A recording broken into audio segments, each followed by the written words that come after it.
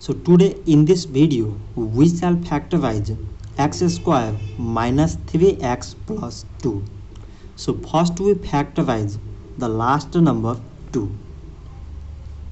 So it is 2 times 1 means 2. So the numbers we got is 2 and 1. So from these we have to make minus 3. So minus 2 and minus 1 means minus 3. So it becomes x square minus 2x minus x plus 2. Minus 2x minus x means minus 3x. So now we find out the common factors in these both first expression and these both last expression.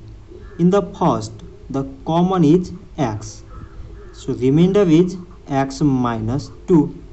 Like as in the last, the common is nothing here we are seeing, but actual the common becomes minus 1.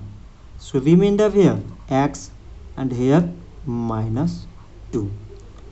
So now we again find out commons in first expression and last expression. So both contain x minus 2. So common is x minus 2. So remainder in the first x, in the last minus 1. So x minus 2 and x minus 1 are required factors. So this much for today and thanks for watching.